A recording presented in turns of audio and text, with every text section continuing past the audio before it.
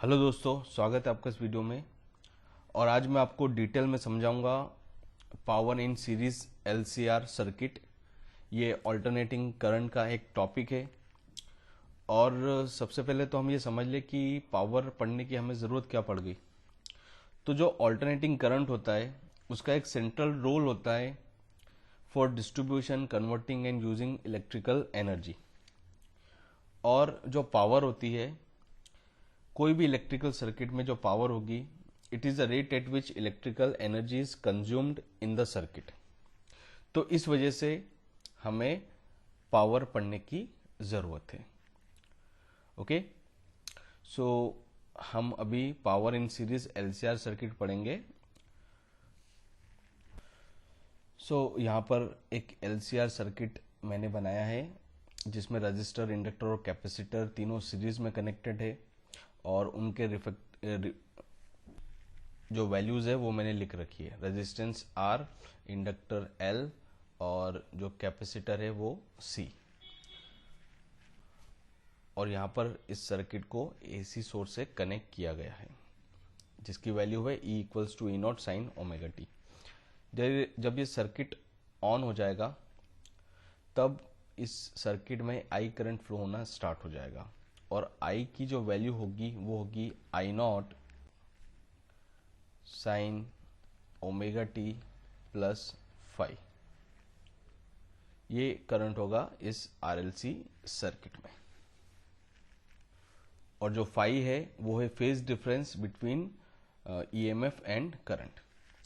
अब सबसे पहले इंस्टेंटेनियस पावर की बात कर ले, मतलब टाइम के कोई भी इंस्टेंट पे अपन पावर पता कर पाए उसे बोला जाएगा इंस्टेंटेनियस पावर। टाइम के कोई भी इंस्टेंट पे हम पावर पता कर पाए तो वो होगा इंस्टेंटेनियस पावर। और इंस्टेंटेनियस पावर को हम कैपिटल P से डिनोट करेंगे और ये बराबर होती है product of EMF and current. So E into I और उनकी वैल्यूज हम पुट कर दें। So E0 sine omega T into I0 sine of omega T plus five. इसे अच्छी तरह से लिखें। सो P इक्वल्स टू हो जाएगा E0 I0 sine omega T into sine omega T plus five. ये तो हो गया इंस्टेंटेनियस पावर। अब नेक्स्ट हमें निकालना है average power. So average power के लिए जो फॉर्मूला है वो मैं यहाँ पर लिख रहा हूँ। सो एवरेज पावर को हम डिनोट करेंगे PAV से। इसका मतलब एवरेज पावर। और जो फॉर्मूला है PAV into T2 minus T1 equals to integration from T1 to T2 P dt। ये एवरेज पावर निकालने के लिए एक्सप्रेशन है। अब एवरेज पावर हम हमेशा कोई दो टाइम इंटरवल के लिए निकालते हैं। कोई भी दो टाइम इंटरवल के बीच की एवरेज पावर हम निकाल सकते हैं। तो अगर हम यहां पर एक पूरी साइकिल की बात करें, तो जो T1 है इसकी वैल्यू हो जाएगी 0 और जो T2 है उसकी वैल्यू हो जाएगी टाइम पीरियड के बराबर। ये किसके लिए हम निकाल रहे हैं? फॉर वन साइकिल या ओवर वन साइकिल। अब ध्यान रखिएगा ये हम एक साइकिल के लिए निकाल रहे हैं, ठीक है। और एक साइकिल होगी तो टाइम क्या हो गए? T1 की वैल्यू 0 और T2 की वैल्यू कैपिटल T के बराबर। और कैपिटल T जो है वो है टाइम पीरियड। वैल्यूज पुट कर दें। सो PAV यहां पर आएगा capital T equals to integration from 0 to T। P जो है वो इंस्टेंटेनियस पावर है, इसे हम यहां पर पुट कर दें। So E0 I0 sine omega T into sine omega T plus five dt। अब यहां पर ये जो sine of omega T plus five है, यहां पर अपन sine of A plus B का फॉर्मूला यूज कर सकते हैं, है ना। Sine of A plus B का फॉर्मूला मैं यहां पर लिख रहा हूं। क्या होता है? Sine A cos B plus cos A sine B. तो जो ओमेगा टी है उसे हम ए मान लेंगे और जो फाई है उसे हम बी मान लेंगे, और इस फॉर्मूले के हिसाब से एक्सपांड कर दें तो हमें यहाँ पर मिलेगा ये। अब हम अंदर साइन ओमेगा टी का मल्टीप्लिकेशन अंदर कर दें, तब हमें यहाँ पर मिलेगा sine square omega t cos phi plus sine omega t cos omega t sine phi. Sine omega t का अंदर इंटू कर रहे हैं। Okay, so sine omega t का अंदर इंटू करा तो हमें ये मिला। अब यहाँ पर हमें एक और आइडेंटिटी यूज करनी है, तो मैं क्या करता हूँ, यहाँ 2 का मल्टीप्लाई करता हूँ और डिवाइड करता हूँ। अब साइन 2 थीटा, इसका फॉर्मूला होता है 2 साइन थीटा कॉस थीटा। तो अगर अपन ओमेगा टी को थीटा मान ले तो ये जो फॉर्मूला है वो अपन यहाँ पर यूज कर सकते हैं। तो 2 sign omega t cos omega t, इसे क्या लिख सकते हैं अपन, साइन 2 ओमेगा टी, इस पूरी वैल्यू को। तो जब हम इसे साइन 2 ओमेगा टी पुट कर देंगे तो हमें यहाँ पर मिलेगा साइन 2 ओमेगा टी साइन 5/2। तो ये भी मैं आइडेंटिटी यहाँ पर यूज कर रहा हूँ। अब ये जो पूरा इंटीग्रल है इसको हम 2 इंटीग्रेशन के सम के फॉर्म में ब्रेक कर सकते हैं। तो पहला ये हो जाएगा और दूसरा ये हो जाएगा, और उससे पहले ई नॉट आई नॉट इसका इंटू करना है हमें अंदर। तो इसे मैं 2 इंटीग्रेशन के फॉर्म में ब्रेक करने जा रहा हूँ। सो 2 इंटीग्रेशन में इसे ब्रेक कर देंगे तो हमें ये मिलेगा। अब इन दोनों ही इंटीग्रल में जो जो वैल्यूज कांस्टेंट है उसे हम क्या करेंगे, उस इंटीग्रेशन से बाहर निकाल देंगे। जैसे पहले वाले इंटीग्रेशन की बात करें तो ई नॉट और आई नॉट ये तो है peak value of voltage and current, तो ये भी कांस्टेंट होगी, इसे बाहर निकाल दें। और ये कॉस फाई, ये तो कोई टी का फंक्शन नहीं है, तो ये भी क्या होगा, कांस्टेंट, इसे भी बाहर निकाल देंगे। सेकेंड वाले इंटीग्रल में देखें तो ई नॉट आई नॉट और ये 2 और ये साइन फाई, ये चारों क्वांटिटीज जो है वो कांस्टेंट है। तो जो जो कांस्टेंट है उसे हम बाहर निकाल देंगे। सो जो जो कांस्टेंट्स थे उन्हें बाहर निकाल दिया है मैंने। और यहाँ पर जब हम साइन स्क्वायर ओमेगा टी इसे इंटीग्रेट करेंगे from 0 to t capital T, तो हमें यहाँ पर इसकी जो वैल्यू है वो मिलेगी t/2। और जो दूसरा वाला इंटीग्रल है साइन 2 ओमेगा टी dt, अब कोई सा भी साइन का फंक्शन हो उसको हम उसके टाइम पीरियड के लिए इंटीग्रेट करेंगे तो वो बराबर आएगा 0 के। ठीक है, तो ये इंटीग्रल और ये इंटीग्रल, इसकी वैल्यू हम यहाँ पर पुट कर दें तो हमें यहाँ पर मिलेगा, यहाँ पर तो t/2 आ जाएगा और ये वैल्यू पूरी 0 है। तो ये जो दूसरी वाली टर्म है इसे हम नहीं लिखे तो भी कोई बात नहीं होगी, ओके, क्योंकि इस इंटीग्रल की वैल्यू 0 है। 0 इंटू ये टर्म, ये पूरा क्या हो जाएगा 0। तो केवल ये पहला वाला इंटीग्रल यहाँ पर बचेगा और उसमें भी इसकी वैल्यू t/2 है, तो वो हम यहाँ पर पुट कर देंगे। अब ये जो t है और ये t, ये हो गए कैंसिल, और एवरेज पावर के लिए हमारे पास फॉर्मूला आ गया E naught I naught by 2 cos phi. अब E naught I naught by 2 इसे हम ऐसा लिख सकते हैं, E naught by √2 into I naught by √2 cos phi. और E naught by √2 peak value by √2 क्या होता है, RMS वैल्यू, तो ये हो जाएगा EV into IV cos phi. ये एवरेज पावर के लिए एक्सप्रेशन आ गया। ठीक है, तो ये मैं पूरा अब रब कर रहा हूँ, इसकी हमें अब ज़रूरत नहीं है। सो ये एवरेज पावर के लिए एक्सप्रेशन है। अब यहाँ पर एक और टाइप की पावर होती है जिसे बोला जाता है एपरेंट पावर,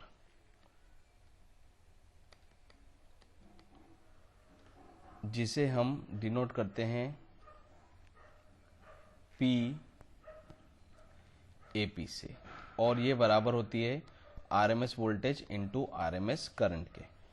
सो PAV ये बराबर हो जाएगा PAP इंटू कॉस फाई, और जो कॉस फाई है ये होता है पावर फैक्टर।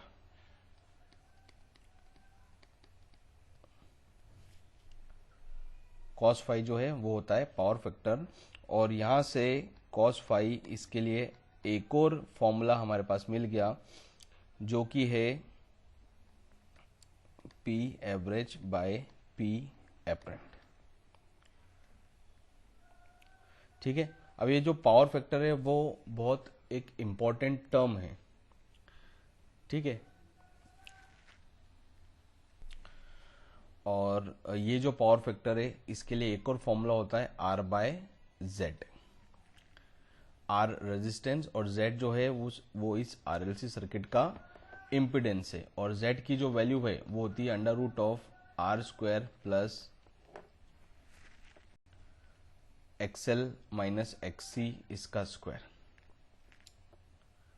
XL जो है वो इंडक्टिव रिएक्टेंस है और XC जो है वो कैपेसिटिव रिएक्टेंस है। सो एवरेज पावर निकालने के लिए हम एक फॉर्मूला और बनाने जा रहे हैं, उसे मैं यहां पर लिख रहा हूं PAV equals to EV IV cos phi. अब यहाँ पर cos फाई की वैल्यू है जो R बाय जेड है वो हम यहाँ पर पुट कर दें, और जो EV होता है वो होता है IV इंटू जेड के बराबर। ठीक है, ये जो है डेरिवेशन वो मैं इसके प्रीवियस वाले वीडियो में करा चुका हूँ। सो ये वैल्यू हम यहाँ पर पुट कर दें।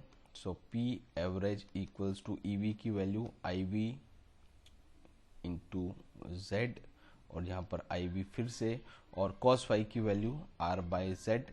सो Z से Z कैंसल, और एवरेज पावर का एक्सप्रेशन एक और आ गया IV स्क्वायर R। अब ये एवरेज पावर का फॉर्मूला देखें तो वो है IV स्क्वायर R। मतलब जो एवरेज पावर होती है वो केवल रेजिस्टेंस की वजह से होती है, इंडक्टर और कैपेसिटर की वजह से नहीं होती। केवल किसकी वजह से होगी? रेजिस्टेंस की वजह से।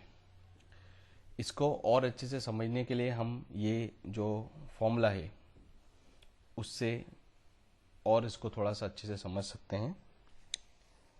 ठीक है, तो अब मुझे कुछ रब करने की ज़रूरत पड़ेगी कुछ टर्म्स, तो मैं क्या करता हूँ ये ऊपर वाला सेक्शन रब कर देता हूँ।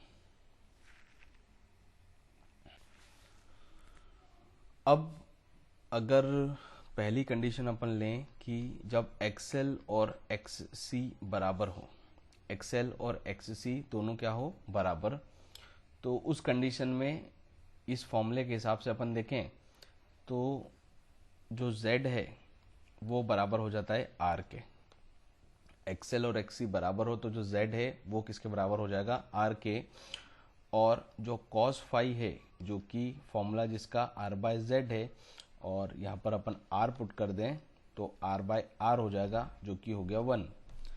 cos फाई 1 मतलब जो फाई है वो किसके बराबर है? 0 डिग्री के बराबर। ठीक है, इस कंडीशन में जो एवरेज पावर होगी, एवरेज पावर जो होगी वो EV इंटू IV के बराबर होगी। ये तो हो गया पहला केस। अब दूसरा केस, जब फाई जो हो वो पाई बाय 2 के बराबर हो। अब जब फेज डिफरेंस पाई बाय 2 होता है तब जो सर्किट होगा वो प्योरली कैपेसिटिव होगा।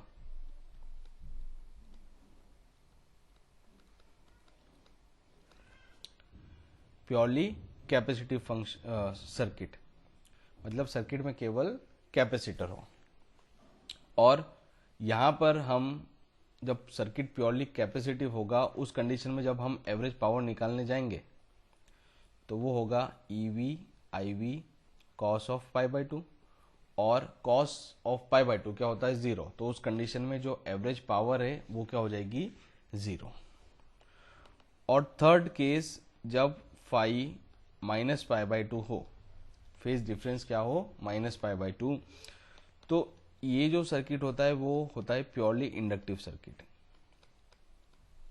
ये मैं इससे पहले वाले एक दो वीडियो के पहले ये मैं आपको प्योरली रेजिस्टिव सर्किट और प्योरली कैपेसिटिव सर्किट पढ़ा चुका हूँ, तो आप यहाँ पर आई बटन पर क्लिक करके उनको पढ़ सकते हैं। ठीक है, सो जो एवरेज पावर होगी जब फाई माइनस पाई बाय 2 होगा तो वो होगा EV IV cos of minus pi by 2। अब cos of minus pi by 2 again क्या हो जाता है? 0। तो प्योरली इंडक्टिव सर्किट के केस में भी जो एवरेज पावर होगी वो होती है 0। अब ऐसा होता क्यों है? देखिए, जो कैपेसिटर है और इंडक्टर, यह है एनर्जी स्टोरिंग डिवाइस, और जब जरूरत पड़ती है तो ये एनर्जी डिलीवर भी करते हैं। तो अगर कैपेसिटर की बात करें तो जितनी एनर्जी उसको लगेगी अपने वोल्टेज को बिल्डअप करने के लिए अक्रॉस कैपेसिटर, वो कैपेसिटर वापस से दे देता है ड्यूरिंग डिस्चार्जिंग ऑफ कैपेसिटर। इसी कारण से जो एवरेज पावर होती है प्योरली कैपेसिटिव सर्किट के लिए वो क्या होगी? 0। सेम इंडक्टर के लिए, मतलब जितनी एनर्जी इंडक्टर को लगेगी करंट को राइज करने के लिए या during building up of current in inductance, वो पूरे का पूरा रिटर्न कर देगा ड्यूरिंग डिके ऑफ करंट। तो मतलब ये हुआ कि जितनी एनर्जी ये लेते हैं उतनी एनर्जी डिलीवर कर देते हैं। ठीक है, जितनी एनर्जी ली उतनी एनर्जी डिलीवर कर दी, तो कोई पावर लॉस होगा ही नहीं। ठीक है ना? तो कैपेसिटर और इंडक्टर के केस में जितनी एनर्जी ये लेते हैं उतनी एनर्जी ये वापस क्या कर देते हैं? डिलीवर कर देते हैं। पर जो रेजिस्टेंस होता है उसमें कोई भी ऐसी कैपेबिलिटी नहीं है कि वो एनर्जी को स्टोर कर सके। वो जो एनर्जी है उसको कुछ अदर फॉर्म में डिसिपेट कर देता, जैसे हीट एनर्जी के फॉर्म में डिसिपेट कर देगा। ठीक है, पर इंडक्टर और कैपेसिटर में ऐसा नहीं होता। और रेजिस्टेंस में जो एनर्जी का लॉस है वो होता है, क्योंकि वो इंडक्टर और कैपेसिटर के जैसे एनर्जी को स्टोर नहीं कर सकता। ओके, सो ये पूरा वीडियो था power in series LCR circuit, and I hope that this video will be helpful for you all. और अगर आप ये वीडियो फेसबुक पे देख रहे हैं तो पेज को लाइक करें, यूट्यूब पे देख रहे हैं तो चैनल को सब्सक्राइब करना ना भूलें, नोटिफिकेशन बेल को प्रेस करें ताकि जैसे ही नया वीडियो अपलोड हो आपको तुरंत उसकी इन्फॉर्मेशन मिल जाए। Thank you so much, thank you for watching.